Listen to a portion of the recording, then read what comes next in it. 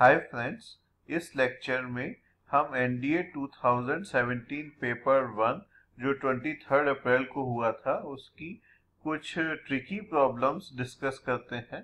ये प्रॉब्लम या तो ट्रिकी है इन द सेंस कि इसको करने के लिए आपको कुछ जेन्युइन ट्रिक का इस्तेमाल करना है और तभी वो होंगी, या अगर आप उसको बिना ट्रिक के करेंगे तो वो प्रॉब्लम्स बहुत ही लेंथी हो जाएंगी। Now first problem which I have selected from the paper is this one, that if the sum of m terms of an AP is n and the sum of n terms is m, then the sum of m plus n terms is this much. So इसमें 4 options हमको दिए हुए हैं। बहुत ही simple question है। आप कहेंगे कि मैं इस क्वेश्चन को ट्रिकी क्यों कह रहा हूँ, तो आप देखिए ना, इस क्वेश्चन का सॉल्यूशन देखिए। अगर आप स्टैंडर्ड मेथड से करने जाएंगे तो sum of m terms is equal to n, तो sm is equal to n, इसको सॉल्व करते जाइए, ये इक्वेशन आ गई। सम ऑफ n टर्म्स हमारा m, तो ये दूसरी इक्वेशन बना दी। फिर आप इसको सब्ट्रैक्ट करिए, सॉल्व करिए। आप इस क्वेश्चन को सॉल्व कर लेंगे और ये करके आपने पूरी कैलकुलेशन करके आपका जो है आंसर इतने स्टेप्स के बाद आपका आ गया -m प्लस n, जो कि हमारा डी ऑप्शन है। लेकिन इसको अगर आप एग्जाम में करने बैठेंगे, फंबल करेंगे, कहीं कैलकुलेशन एरर करेंगे, तो आपको इसमें जो एवरेज टाइम है हमारा रफली 1 मिनट एंड ए क्वार्टर, उसकी बजाय आप इसको 10 मिनट इसमें वेस्ट कर देंगे। और कहीं गलती से आपने कोई कैलकुलेशन एरर कर दी तो ठीक करते करते पता चला कि 15 मिनट आपके निकल गए। और इसमें ट्रैप ये है कि ये क्वेश्चन हर एक को इजी लग रहा है, हर एक को एवरीवन नोज कि वो कर लेगा, लेकिन जब आप इसको करने बैठेंगे और बिना ट्रिक के करेंगे तो इस क्वेश्चन का सॉल्यूशन नहीं निकलेगा। अब इस क्वेश्चन की ट्रिक क्या है? इस क्वेश्चन की और इस तरह के अधिकतर क्वेश्चंस की ट्रिक क्या है जो एनडीए में, कि भाई हमें ऑप्शंस दिए हुए हैं, हमें इसको प्रूफ नहीं करना है बियॉन्ड डाउट, हमें ये देखना है कि बस इसमें से कौन सा ऑप्शन हमारा ठीक है। तो अगर कोई ये रिलेशनशिप जो है m और n टर्म्स के लिए सेट वो है, तो ये 1 और 2 टर्म्स के लिए भी सेटिस्फाई होनी चाहिए। तो हम इसको सॉल्व करने के लिए m को 1 मान लेते हैं और n को 2 मान लेते हैं। नाउ क्या ये हमारा मतलब, मान तो हमने लिया 1 और 2 मान के अगर प्रॉब्लम करें और जो आंसर आए वो ठीक है, लेकिन इस समय में हमने स्टूडेंट्स को बताया है कि जब भी करें तो ये चेक कर लें कि उससे जो आपका आंसर निकल के आएगा वो आंसर कहीं दो ऑप्शंस को तो ठीक नहीं कह रहा है। तो 1 into 2 is 2, 1 plus 2 is 3, 1 plus 2 3 into 6, so 1 plus 2 is -3. So all the 4 options are correct. So if we get solve and if we get the answer of 1 plus 2 terms as 3, then we would say that our B option is correct. Now let us try to solve it by putting m is equal to 1 or n is equal to 2. तो हमारा shortcut method से क्या हुआ, m is equal to 1, n is equal to 2 से, और हमारी series हमने मान ली a प्लस d इस टाइप की, तो a तो हमारा सीधे सीधे 2 आ गया। और हमारा जो है, क्योंकि सम ऑफ 1 टर्म इज 2, तो 1 term is a is equal to 2 आ गया, और सम ऑफ 2 टर्म्स इज 1, तो a plus d is equal to 1, तो हमारा 2a प्लस d आ गया, और 2 into 2 4, तो d इज इक्वल टू हमारा इससे -3 निकल के आ गया। तो 1 सेकंड में हमारा ये क्वेश्चन सॉल्व हो गया। अब पूछा है m प्लस n टर्म्स का सॉल्यूशन का सम कितना होगा, तो m प्लस n का सॉल्यूशन हमारा एक झटके में कितना आ गया, 3a plus d, a plus 2d, 3a plus d, 3 2 -3 is equal to -3, that is -1 plus 2। तो हमारा ऑप्शन कौन सा हो गया, ये वाला। और ये इस वाले मेथड से हम ओरली विदाउट पेन यूज किए कर सकते हैं, और ये मेथड 100% करेक्ट आंसर देगा।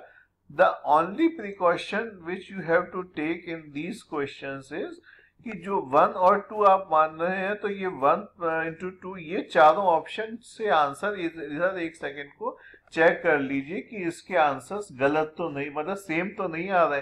अगर सेम आ रहे हैं तो अगर वो नंबर निकल के आता है तो वी वोंट नो कि हमारा बी ऑप्शन करेक्ट है या सी ऑप्शन करेक्ट है। अगर यहाँ पे इसका बी ऑप्शन में हमारा कोई और नंबर होता, जैसे अभी हमारा आया है आंसर ये, तो अगर उसमें होता minus m minus bracket of m plus n और सम फंक्शन लाइक माइनस, जो कि हमारी वैल्यू 3 दे देगी। भाई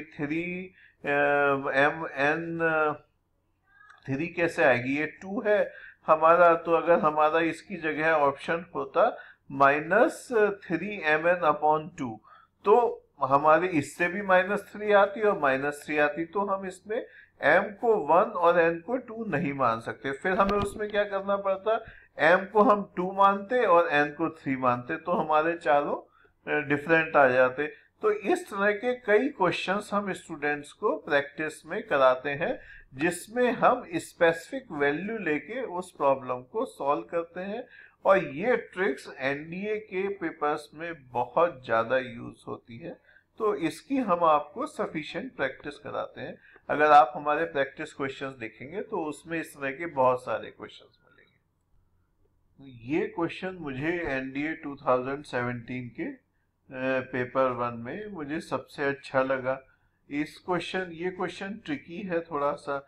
यहाँ पे sec theta minus cosec theta has been given to be equal to 4/3। तो इसमें कैसे शुरू करेंगे कि भाई 1/cos theta minus 1/sin theta, ये तो हमारा ऑब्वियस हो गया। तो हमारा नेक्स्ट स्टेप आ गया sin theta minus cos theta upon sin theta cos theta 4/3। Now हमें sin theta minus cos theta की वैल्यू निकालनी है, तो 4/3 अगर हम इसको इधर ले गए और हमने इसको इधर मल्टीप्लाई कर दिया तो हमारा खेल खत्म हो गया। तो इस क्वेश्चन में हमें, और अगर हम इधर ले गए तो क्या आ गया, हमारा आ गया 2/3 sin 2 थीटा। तो हम sin 2 थीटा की वैल्यू कैसे निकाल सकते हैं, और ये हाफ और -2 ये तो नहीं आ रही है इससे। तो इसके लिए जो हमने अपने स्टूडेंट्स को बताया है कि भाई आप जब भी साइन थीटा कॉस थीटा को देखें तो एक तो ये हो गया sin थीटा 2 cos थीटा कर लिया और उसको sin 2 थीटा अपॉन 2 हो गया, या sin थीटा cos थीटा, और कहां पर आता है expression sin theta plus minus cos theta के होल स्क्वायर में।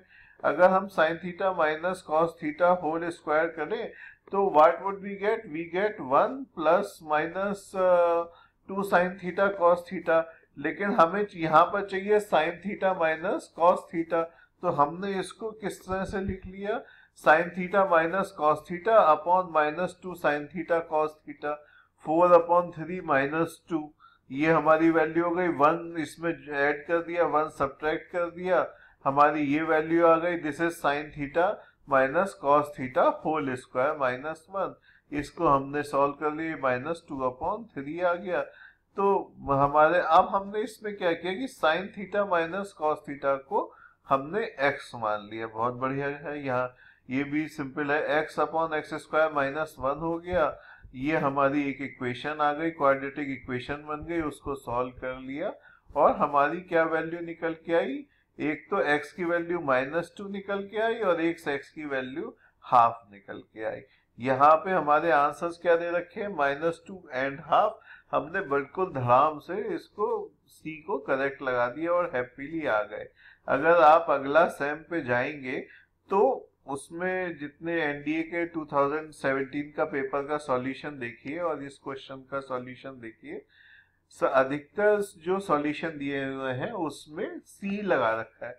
But this solution is wrong. Just because we have got the 2 value from this equation does it mean कि हमारी ये इसके इक्वल है। नाउ आप अगर इसको आप थोड़ा ध्यान से देखिए तो हमारा क्या आया कि sin थीटा माइनस 1/, ये तो हमारा ये हो गया, but sin theta minus cos theta की वैल्यू किसके बीच में लाई करती है, ये मतलब हमने अपने स्टूडेंट को सबको ये ट्रिक बता रखी है कि भाई ये हमारा अगर a sin theta plus b cos theta है तो उसकी value plus minus root of a² plus b² के बीच में लाई करेगी।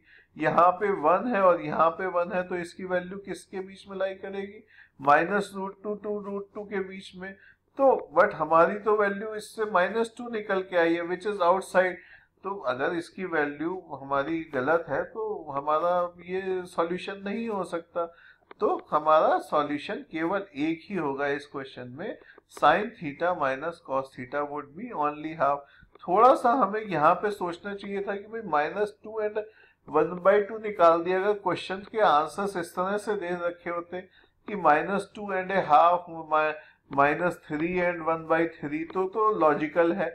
इसने इतना जो ऑप्शंस दे रखे हैं इसी से कुछ आइडिया लग रहा है कि हमें पॉज करके थोड़ा सोचना चाहिए कि भाई ये हाफ और -2 क्या कोई ऐसा सॉल्यूशन तो नहीं है कि जो है, अगर हम मान लीजिए किसी क्वेश्चन में अगर हम कोई सब्स्टिट्यूशन रखें, जैसे sign theta minus x cos theta को हमने यहाँ पे एक्स मान के सॉल्व किया। अगर हम यहाँ पे अगर किसी क्वेश्चन में हमसे साइन थीटा को हम मान लीजिए टी मान रहे होते, किसी और क्वेश्चन में हमने साइन थीटा को टी करके सब्स्टिट्यूट किया होता और उस टी की वैल्यू जो है एक हमारी -12 और 2 आती, तो क्या हम टी उस कहते कि sine theta is equal to 2, क्योंकि वो बिल्कुल ऑब्वियस है, हमारे को दिख रहा है, तो हम उस वाली वैल्यू को रिजेक्ट कर देते। बट यहाँ पे अब ऑब्वियस नहीं है, लेकिन we have told many times कि a sine theta plus b cos theta की value plus minus root of a square plus b square के बीच में होती है। ये आप वैसे भी देख सकते हैं कि अगर हम इसको √2 से मल्टीप्लाई और डिवाइड कर दें तो क्या हो गया, √2 ब्रैकेट में 1/√2 sine theta minus cos theta which would become sine theta minus π/4, तो which will have a value between +-1, तो वैल्यू हमारी कितनी हो गई, -√2 से √2 के बीच में। तो ये मुझे सबसे पेपर का 2017 का बढ़िया क्वेश्चन लगा है। नाउ ये एक और हमारा सिंपल बट लेंथी क्वेश्चन है और उसको हम अपनी बताई हुई ट्रिक से करेंगे। वो क्या है कि इस क्वेश्चन में हमें दिया हुआ है कि what is the equation of circle which passes through these 2 points and having its centre on the line 2x minus y -3 is equal to 0। तो एक जो है हमारा बिल्कुल सिंपल मेथड है कि हमने सर्किल को x square plus y square plus 2gx plus 2fy plus c is equal to 0 मान लिया। ये दोनों पॉइंट्स उसमें क्योंकि उसके ऊपर है तो उसको सेटिस्फाई करेंगे, तो दो इक्वेशन आ गई जीएफसी में। -g माइनस c जो है हमारा इसके सर्किल का जो हमने माना है सर्किल जिसकी इक्वेशन निकालनी है उसका सेंटर हो गया, since it lies on this, तो ये 3 इसमें रख दिया और हमारा जो है 3 इक्वेशंस को सॉल्व कर लिया और हमारी वैल्यू निकल के आ गई जीएफसी की। हमने देख लिया कि कौन सा आंसर हमारा ठीक है। लेकिन ऐसे क्वेश्चन से बहुत ज्यादा डरिए। ऐसा क्वेश्चन करने में 10 मिनट लग सकते हैं, 15 मिनट लग सकते हैं, कैलकुलेशन मिस्टेक करिए। और ये मतलब क्वेश्चन बहुत सिंपल है, लेकिन करने में जब आप बैठेंगे तो पता चलेगा कि भाई टाइम बहुत कंज्यूम हो गया and you have lost the good questions. जो इजी क्वेश्चंस है वो छोड़ दिए। तो मैं एक तो ये सजेस्ट करूंगा कि जो भी लेंथी एंड ट्रिकी क्वेश्चंस हो उसको फर्स्ट राउंड में छोड़ दीजिए। आप ये वाले पेपर में किसी भी पेपर में अपनी ईगो को सेटिस्फाई करने के लिए नहीं है। आपका केवल एक एम है एग्जाम में कि मैक्सिमम नंबर ऑफ मार्क्स कैसे लेके आए जाए। आपको अपनी ईगो सेटिस्फाई करनी है, चैलेंज को पूरा करना है, तो आप घर पे प्रैक्टिस में करिए ना। उसमें एक क्वेश्चन को 3 ढंग से सॉल्व करके देखिए, उसको हर तरह से सारी कैलकुलेशन करिए, 15 मिनट आधा घंटा लगाइए, बीच में चाय भी पीजिए, तो उस समय कोई आपको नहीं रोक रहा। लेकिन एनडीए के पेपर में आपको 120 क्वेश्चंस करने हैं 150 मिनट्स में, तो आपके पास 1 मिनट 15 सेकेंड्स है। क्या आप इसको रेशनली कह सकते हैं कि इस मेथड से आप 1 मिनट 15 सेकेंड में कर सकते हैं? नहीं कर सकते हैं। तो इसमें हमने आपको एक ट्रिक और बताई हुई है कि हम ऑप्शंस की हेल्प लेके चलें, रादर देन क्वेश्चन से निकालें कि ऑप्शन कौन सा ठीक है। हम ये देख लें कि कौन सा हमारा ऑप्शन ठीक आ रहा है। नाउ उसका क्या तरीका है कि भाई हम ये सब 4 सर्किल दिए हुए हैं, ये इनके सेंटर निकाल लें और ये लाइन है जिसके अंदर रखते हैं। अगर हमारा इसमें ही इससे ही रिजॉल्व हो जाए प्रॉब्लम तो नथिंग लाइक दैट।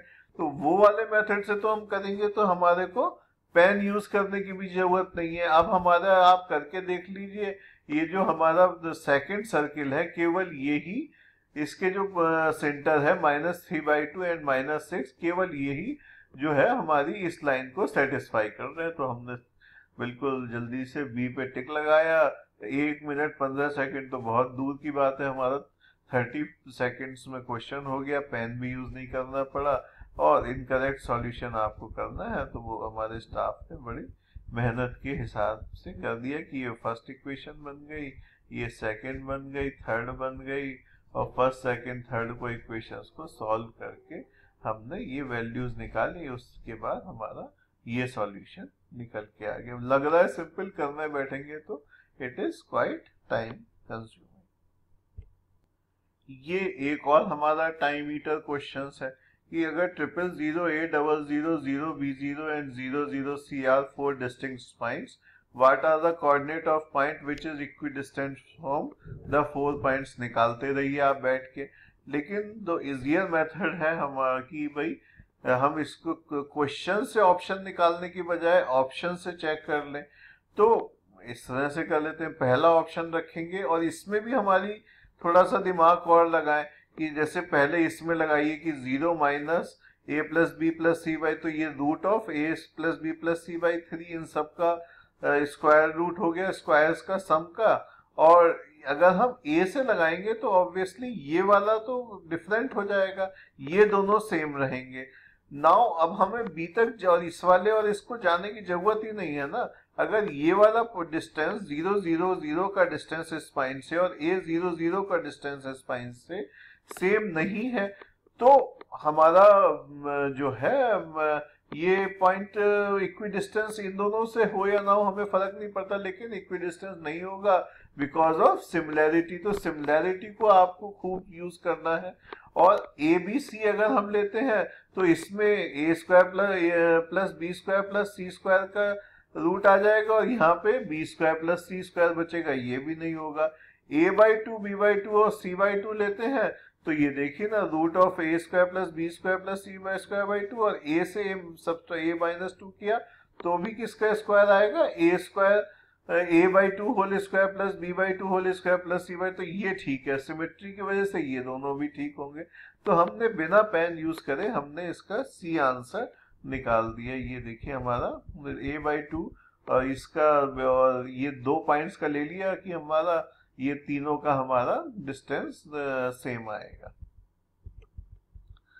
तो correct answer is not D, गलती से डी लिख दिया है, लेकिन correct answer is C, a/2 b/2 and c/2।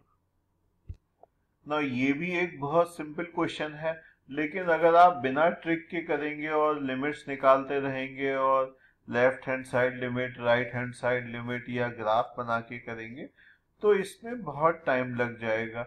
इस तरह के हमने बहुत क्वेश्चंस आपको प्रैक्टिस में कराए हैं, और ये जो ट्रिक मैं अभी बता रहा हूँ ये उन क्वेश्चंस में भी बताई है कि if fx is like this कि 2x + 1 इन दिस इंटरवल, और इस इंटरवल में x - 1 है और x + 2 है इस इंटरवल में, और हमें इसकी कंटिन्यूटी और डिसकंटिन्यूटी को चेक करना है। तो जो एक कॉमन मेथड है वो तो वही ये है कि भाई आप इसमें लेफ्ट हैंड साइड लिमिट निकालते रहिए, राइट हैंड साइड लिमिट निकालते रहिए, या फिर इसका ग्राफ बना के देख लीजिए। लेकिन हमारे बिल्कुल कॉन्सेप्ट क्लियर है कि हमें इस सही क्वेश्चन में क्या करना है। हमें -2 पे करना है, चेक करना है, और 0 पे करना है जिस पर कि इसकी फंक्शन की वैल्यू चेंज हो रही है। केवल हम इस पॉइंट पे करेंगे। अगर ये हमारा पॉलिनोमियल फंक्शंस हैं तो बिटवीन दीज टू जिसमें कि हमारी फंक्शन की वैल्यू सेम है तो ये फंक्शन कंटिन्यूअस होगा। अब इसमें हमें क्या देखना है कि ये कैसे चेक करेंगे कि ये जो है -2 पे है।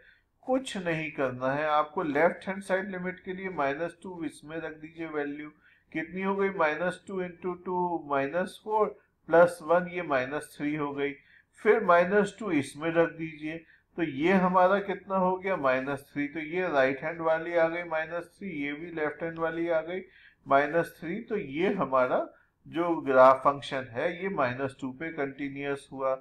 ओनली अदर पॉइंट जिसपे अब हमें चेक करने की जरूरत है वो है 0। तो 0 की वैल्यू इसमें रख दी -1 आई, 0 की वैल्यू इसमें रख दी 2 आया।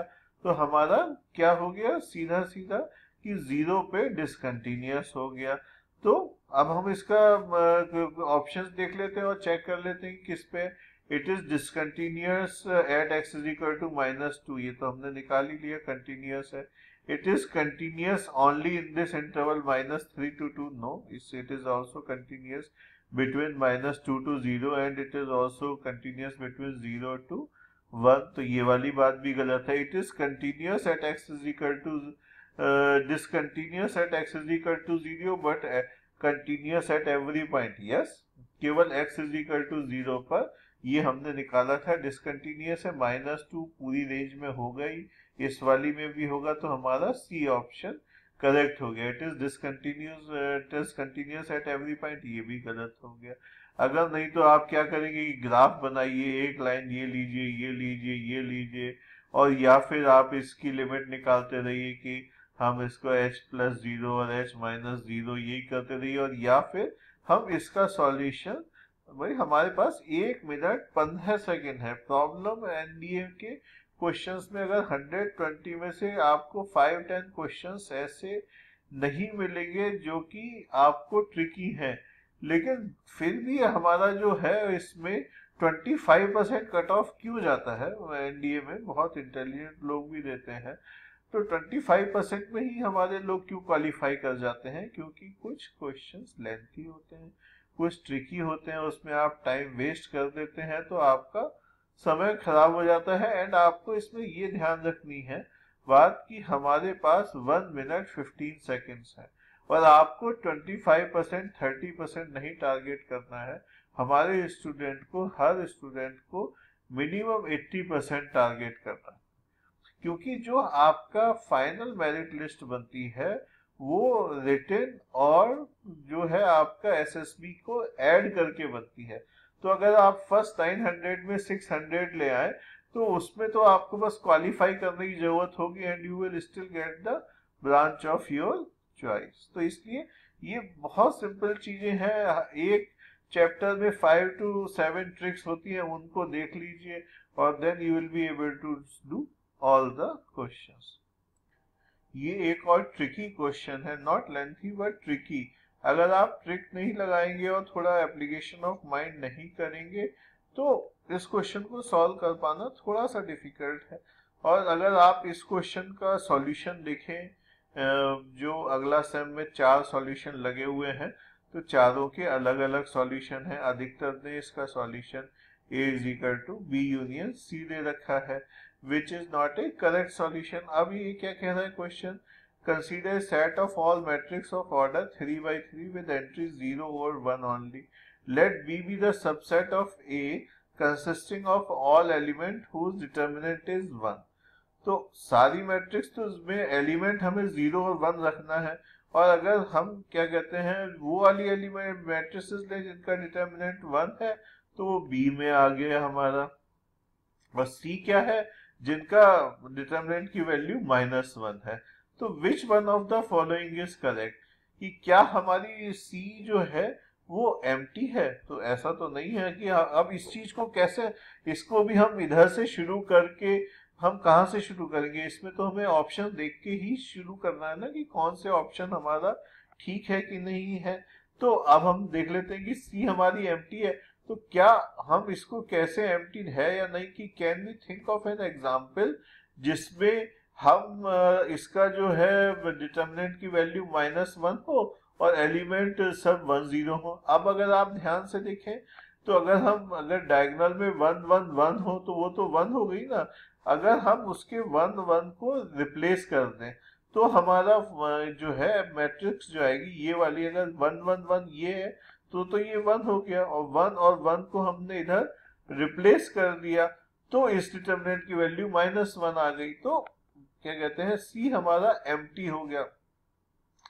नाउ क्वेश्चन है कि B has as many element as C। ये कब होगा, अगर इसमें ये नहीं कह रहा है कि बी है इज इक्वल टू सी, इसमें कह रहा है कि number of elements of B are same as number of elements of C. वो कब होंगे कि अगर हर एलिमेंट के जो बी में है उसके एक कॉरस्पॉन्डिंग एलिमेंट सी में है, और हर जो एलिमेंट सी में है उसका एक कॉरस्पॉन्डिंग एलिमेंट बी में है। तो अब आप इसमें देखें कि हमने ये देखा कि 1 1 1 वाली जो है उसका तो डिटर्मिनेंट 1 है, और अगर ये 1 और ये 1 कर दिया तो इसका डिटर्मिनेंट -1 है। ये क्या हो रहा है कि देखिए आपको पता ही है ना कि हर डिटर्मिनेंट में अगर हम दो कॉन्सिक्यूटिव रोज को, बगल वाली रोज को एक्सचेंज कर दें तो उसकी वैल्यू माइनस हो जाती है। तो हर जो मैट्रिक्स है, अगर ये 1 1 1 है, हमने सेकंड और थर्ड रो को एक्सचेंज कर दिया, हमारा एक कॉरस्पॉन्डिंग मैट्रिक्स आ गई जिसका डिटर्मिनेंट -1 है। ऐसे ही हम किसी भी मैट्रिक्स जिसका डिटर्मिनेंट की वैल्यू -1 है उसकी भी फर्स्ट या सेकंड रो को चेंज कर देंगे, या सेकंड या थर्ड रो को चेंज कर दें, तो हमारी वैल्यू जो है उसकी कॉरस्पॉन्डिंग जो मैट्रिक्स होगी उसकी वैल्यू ब्रैकेट -1 होगी, that is equal to 1। So for every element in B, there is a corresponding element in C, and every element in C, there is a corresponding element in D. They are not the same. So therefore only number of elements in B would be equal to number of elements in C. तो ये तो हमारा B correct हो गया, लेकिन अब हम इसके C और D ऑप्शंस को भी देख लेते हैं कि भाई क्या ये हमारे ठीक है for the sake of completeness. तो क्या सी ऑप्शन क्या कह रहा है कि भाई ए बी यूनियन सी है, तो ऐसा तो नहीं है, क्योंकि अगर हम बी यूनियन सी है तो इसका मतलब है कि इसका या तो सम हमारा डिटर्मिनेंट 1 होगा या -1 होगा। तो can we find out determinant जो कि हमारा जिसकी वैल्यू जो है 1 और -1 के अलावा कुछ है, और जिसमें एलिमेंट्स केवल 1 और 0 है। तो इस वाले में भी 1 1 और 1 1, ये आप देखिए इसको कैलकुलेट कर दीजिए तो इसकी वैल्यू 2 आती है। तो ये ना बी का पार्ट है ना सी का है, तो बी यूनियन सी का नहीं होगा, तो B union C is not equal to हमारी जो सेट ऑफ मैट्रिक्स है जिसमें कि 0 और 1 के एलिमेंट है। तो इसी तरह से हम डी को भी चेक कर सकते हैं कि तो हमारा वो करेगा, ये तो कुछ सेंस ही नहीं, कहाँ से निकाला, इसको तो प्रूव डिसप्रूव करने का कुछ है ही नहीं। तो हमारा सेकंड वाला ऑप्शन इस केस में करेक्ट है।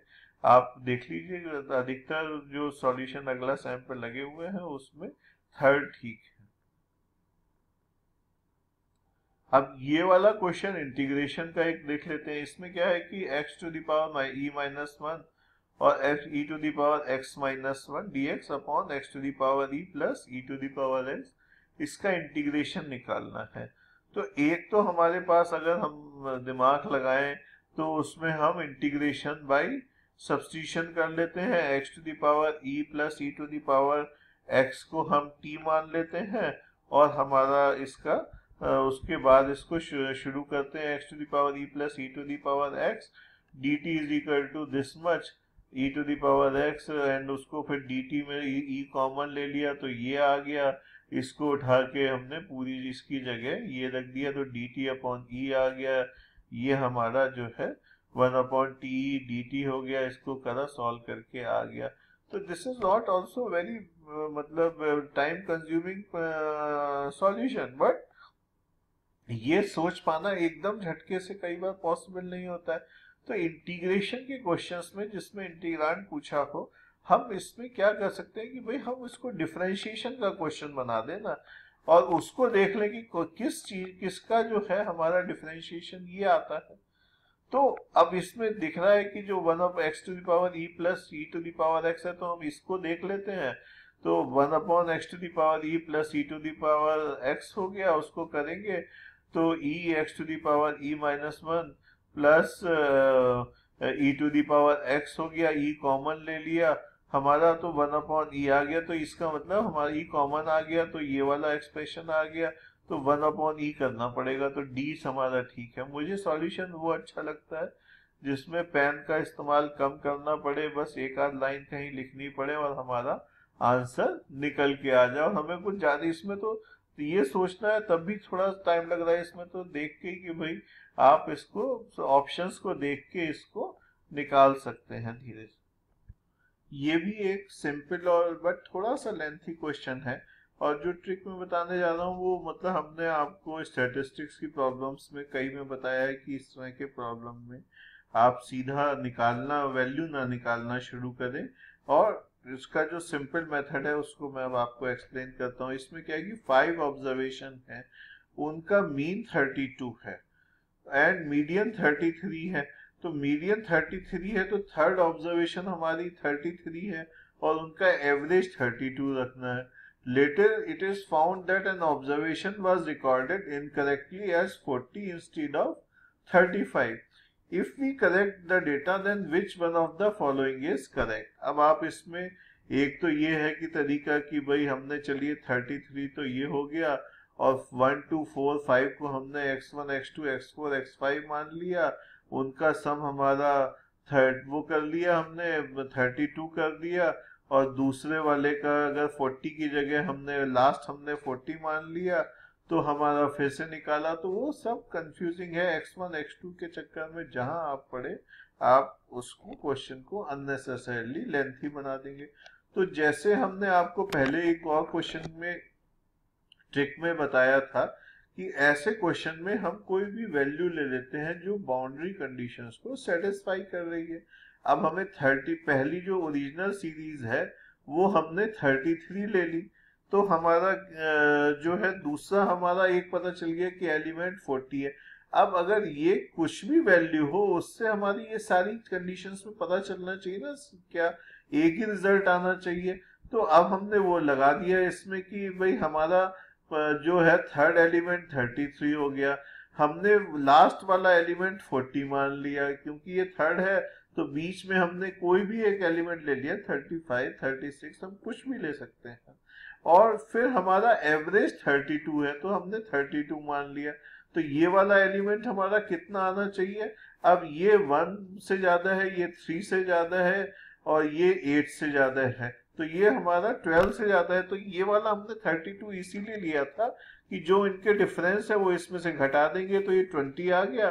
तो ये हमारा इस वाली सीरीज का मीडियन 33 है और एवरेज 32 है, लास्ट टर्म हमारा 40 है।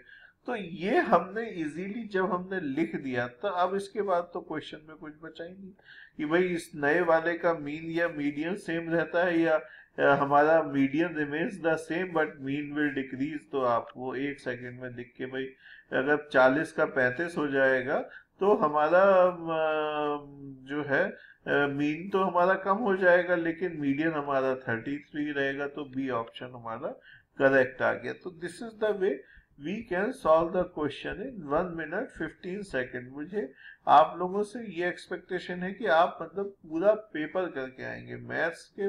अगर एनडीए के पेपर में आपका कोई क्वेश्चन गलत होता है या मान लीजिए 5-10 क्वेश्चंस हो गए, चलिए उतनी मैं छूट देता हूँ, लेकिन मतलब मिनिमम 80% तो करके आइए ना। इतना अगर हमारा अच्छा पेपर है, मेरे को ये नहीं समझ आता इसमें 25% क्वालिफाइंग मार्क्स का क्या मतलब है, क्यों है इतने कम।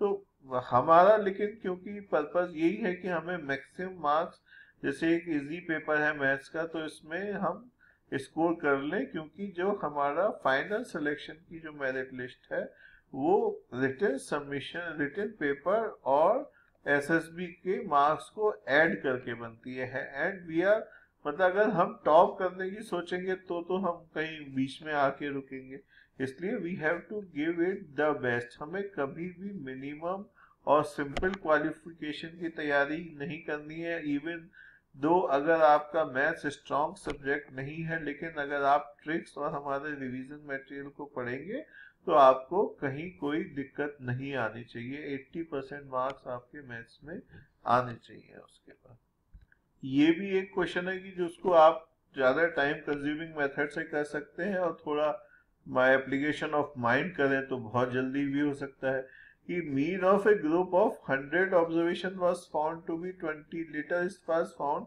that 4 observations were incorrect which were recorded as 21 21 18 and 20. What is the mean if incorrect observations are omitted? आप इसको थोड़े से नंबर्स को ध्यान से देखें तो इनका एवरेज कितना है, 20 है ना, 20, तो ये तो 20 हो गया, ये 20 से 2 लेस है, और ये 1 मोर है, 1 मोर है, तो ये सीधा इसका एवरेज 20 हो गया। और 100 का भी 20 है, तो अगर हम इन 4 को हटा देंगे तो हमारा एवरेज कितना रहेगा, 20। तो इसमें हमें कितना टाइम लगा, 20 सेकेंड।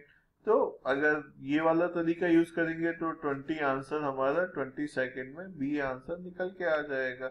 अगर आप नहीं करेंगे तो आप पूरा निकालते रहिए कि x1 plus x96 plus this much, और उसको सॉल्व करते रहिए। हम कर लेंगे, लेकिन मतलब it would be a time consuming process. इस क्वेश्चन में क्या है कि दो सर्किल दिए हुए हैं, x square plus y square is equal to r square and x square plus y square minus 10x plus 16 is equal to 0।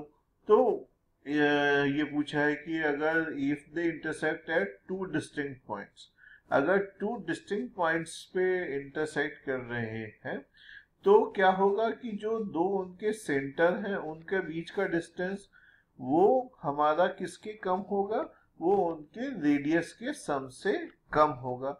अगर ये वाला फार्मूला हम इसमें लगा देते हैं कि भाई सेंटर ऑफ सर्कल्स ये हैं और हमें इनका रेडियस इसका r हो गया, इसका g square plus f square minus c करके हमने निकाल लिया, तो ये हमारा 3 आ गया, और ये हमारे सेंटर ऑफ सर्किल हो गए। तो इन दोनों के बीच का difference should be less than modulus of r plus 3। Modulus हमने इसलिए लगा दिया कि भाई ये डिस्टेंस है तो it has to be positive. तो modulus of r plus 3 is equal to is greater than 5, तो r प्लस 3 इज कितना हो गया, ग्रेटर देन 5, तो r हमारा कितना आ गया, r should be greater than 2 and r less than -8। तो ये तो बिल्कुल स्ट्रेट फॉरवर्ड है, बट समहाउ जो मैं अगला सेम के आंसर्स देख रहा था वेरियस कोचिंग वालों के लिए, तो उसमें उन्होंने ये वाला सेलेक्ट किया है ना। ये वाला तो आंसर वैसे भी नहीं हो सकता ना, क्योंकि मोर देन, अगर ये ठीक है तो r ग्रेटर देन 2 भी होगा, तो ये दोनों तो एक साथ ठीक नहीं हो सकते ना, क्योंकि ये जेई का क्वेश्चन है, एडवांस्ड का तो है नहीं कि मोर देन 1 आंसर्स में भी करेक्ट। सो इस केस में हमारा जो आंसर निकल के आ रहा है वो क्या है, r greater than 2 and r less than -8। तो हमारा only D option is correct. This is also a good question. ये क्या है कि f x plus y is equal to f x f y for all x y, then what is the value of f dash 5 where f dash x is the derivative of f x. तो ये तो हमेशा ही f dash notation use करते हैं, तो इसको छोड़ दें तो हमें एफ डैश 5 की वैल्यू निकालनी है। तो आप कैसे करेंगे कि आप इसमें पूरी एक ये है कि कुछ ही लगाते रहें कि f5 रख लें और एक को 0 मान लें और f डैश 5 करके फिर इसको कैसे करेंगे, मैं तो आप उसमें कंफ्यूज हो जाएंगे। लेकिन हमने आपको जब इस चैप्टर का रिवीजन कराया था तो कुछ सेट ऑफ फार्मूले हमने आपको बताए थे। वो क्या फार्मूले हैं, वो फार्मूले ये हैं कि ये हमेशा अगर f x y equal to f x plus f y है तो एफ एक्स क्या होगा, के ln x, और एफ एक्स क्या होगा, 0। तो उस केस में ही मतलब इससे हम कंक्लूड कर सकते हैं दिस इम्प्लाइज दैट। तो ये रिलेशनशिप हमने कहा था कि बहुत इंपॉर्टेंट है, आप इसको याद कर लीजिएगा। और एफ एक्स वाई, अगर एफ एक्स एफ वाई है तो ये x to the power n होगा। अगर f x plus y is equal to f x dot f x y है, जो कि हमारा इस क्वेश्चन में केस है, तो f x is equal to a to the power k x होगा, और a to the power x होगा when at is greater than 0। और ये फोर्थ रिलेशनशिप है हमारी। तो इसमें हमारी रिलेशनशिप कौन सी दी हुई है, ये बहुत कॉमन रिलेशनशिप्स है, ये हमने एक बार एक जगह कोलेट करके आपको थ्योरी में बता रखी है। तो अगर हम इसको लगा देते हैं f x plus y is equal to f x dot f y में a to the power k x, तो देखिए कितना सिंपल हो गया क्वेश्चन। कि नॉर्मली तो हम कुछ भी एज्यूम कर लेते हैं जो बाउंड्री कंडीशन को सेटिस्फाई होता है, लेकिन अगर यहाँ पे हम कह रहे हैं कि इफ दिस इज गिवन तो it would necessarily mean this कि f x has to be of this particular form. तो एफ डैश एक्स कितना हो गया, a to the power x log a, f dash 0 हो गया लॉग ए, एफ डैश 5 हो गया a to the power 5 log a which is equal to f 5 f dash 0। आपका एकदम क्वेश्चन सॉल्व होके 1 मिनट में निकल आया।